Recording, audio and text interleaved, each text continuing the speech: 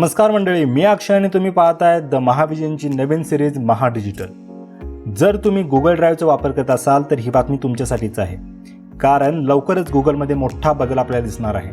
आतापर्यंत तुम्ही संपूर्ण डेटा गुगल ड्राईव्हमध्ये स्टोअर करून ठेवत असाल। याआधी फाईल डिलीट झाली तरी गुगल ड्राईव्हमध्ये सेव्ह राहायची, पण आता असं होणार नाही आहे। होय, आता जीमेल प्रमाणेच गुगल ड्राईव्हमध्ये देखील ट्रॅश म्हणजेच डिलीट झालेल्या फाईल फक्त 30 दिवसापर्यंत सेव्ह राहतील। यानंतर गुगल या फाईल डिलीट करणार आहे। गुगलने एका ब्लॉगद्वारे ड्राईव्हच्या अपडेटबाबत माहिती दिली आहे।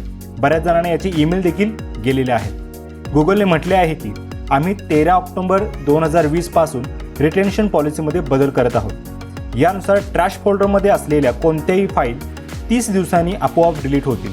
ही पॉलिसी जी सूटसोबत जीमेललाही लागू होईल। सध्या गुगल ड्राईव्ह ट्रॅशमधील फाईल कायम सेव्ह राहायच्या, पण आता 13 ऑक्टोबरपासून असं काही होणार नाहीये। आता फक्त 30 दिवसांपर्यंतच तुमचा डेटा सेव्ह राहणार आहे। यानंतर गुगल ही ड्राईव्हमधून तुमचा डेटा स्वतः डिलीट करेल। गुगलच्या मते नव्या अपडेटचा फायदा युजर्सना होणार आहे। आता युजर्स केवळ त्याच फाईल डिलीट करतील ज्या त्यांना खरंच डिलीट करायच्या आहेत। आपल्या नव्या पॉलिसीबाबत गुगल एक बॅनरही युजर्सना दाखवेल, ज्यामुळे ते जागरूक होऊ शकतील।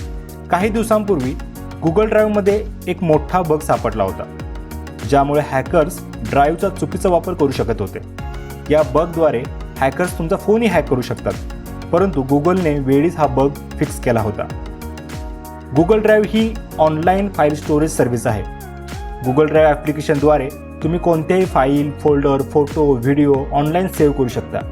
गुगल युजरला स्टोरेजसाठी 15 GB पर्यंत मोफत स्पेस देतं। यानंतर गरज असेल तर युजरला गुगलकडून स्पेस खरेदी करावी लागते। ही स्टोरी तुम्हाला कशी वाटली हे कमेंटमध्ये नक्की कळवा। चॅनलवरती जर नवीन असाल तर चॅनलला सबस्क्राईब करा, व्हिडिओला लाईक करा आणि या व्हिडिओला जास्तीत जास्त शेअर करा। भेटू पुन्हा एकदा नव्या व्हिडिओमध्ये।